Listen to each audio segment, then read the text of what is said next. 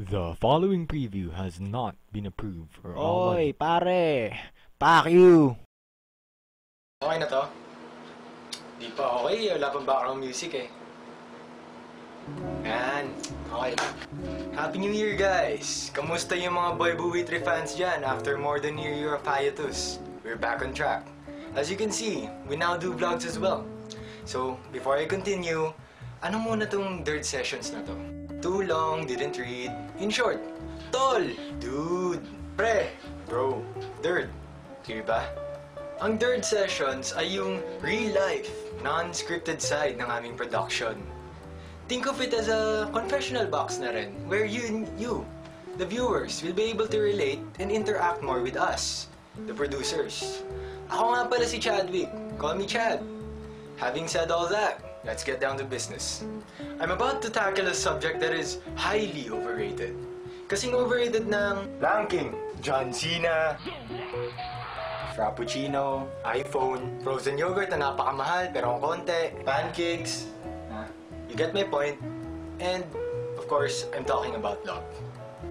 Sabi nga dito sa napaka-reliable na source, love is an extremely complicated emotion that can mean anything from generic pleasure, I love eating roast beef. impersonal attraction, I love my pet cow. interpersonal attraction, We're friends because you love cows too. and physical gratification. I made love to that cow over there.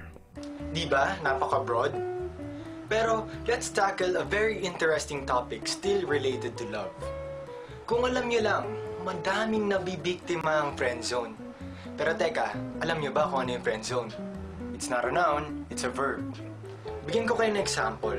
Meron kunwari kayong gusto isang tao na you wish to be more than friends with. But then it can't get any deeper than that. Na kahit anong gawin mo. Di ba?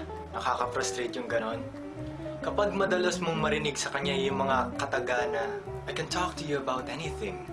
You're really a nice person. You're like a brother or sister to me. You're my best friend. You understand me. You're in deep shit, dude. Baka di mo na malaya na friendzone ka na pala. Sabi ko sa'yo, verb yun eh. So, bakit na-friendzone ng isang tao? Number 1, dirt. Masakit man aminin, pero he or she is not attracted to you. Sure, sa tingin niya, funny ka, charming, or fun to be with. But then, not enough to make the cut. You don't want to attract every person you meet, do you? If all else fails, you have 2 choices. Una, stay as a friend. Pangalawa, forget the person and do something else more productive. In other words, huwag kang magluksa. At lalong-lalo na, huwag kang maglalaslas. Gawin mo na lang yung kabaliktaran ng laslas. Ano daw? Number 2, you're a doormat. Siguro narinig mo na yung pagiging yes man sa boss. Parang ganun din yun eh. Lahat na lang na hinihiling niya, ipoprovide mo. In short, you sir are an ass kisser. Alam mo yon, yung tipong isang tawag niya lang andyan ka. Para kang tuta na sunod-sunuran sa kanya. Tas sabihin mo, taken for granted ka. So Derd, ano ba talaga yung posisyon na ina-applyan mo ha? Boyfriend? O girlfriend ba? O pet groomer niya?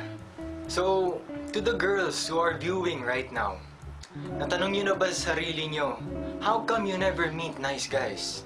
Rather, you're constantly being approached by assholes and creeps. Because the nice guys are at the friend zone. Nice guys are very hard to come by these days, I'll tell you that. Another thing, if you don't like the guy who's approaching you, try to find ways to break it to him gently. But the last thing you would want to ever do is to give them false hopes. To the nice guys who are viewing right now, note ko lang, ang mga dirt, hindi yan asshole. Naintindihan ko naman din kayo. Most of you natatakot ma-reject, di ba? Mas concerned kayo sa mga consequences na mapahiya kayo than actually meeting the girl you like. This is true. And honestly, combined dun sa mga tips ko sa mga girls kanina, I believe that this is a vicious cycle and a very sad state of affairs. Remember guys, by not approaching her, not only are you letting her down, pero at the same time, binibigyan mo ng opening yung mga asshole to take their shot. Hindi asshole ang hinahanap ng mga babae. It's confidence. One more thing, para sa mga girl viewers namin. If I'm not asking for much, please be more considerate of us guys. Ako naman kasi naniniwala ako na it's better to know and be disappointed than to not know and forever keep wondering. Pwede na ba pang Oscar Awards? So, that's it for now, mga nerds.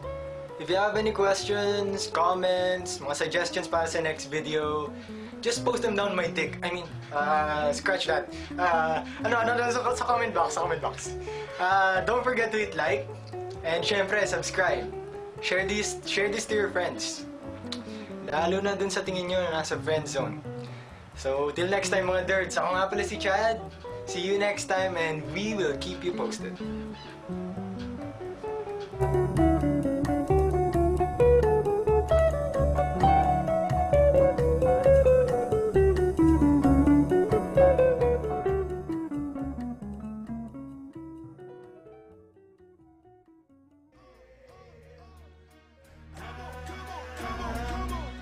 Ah.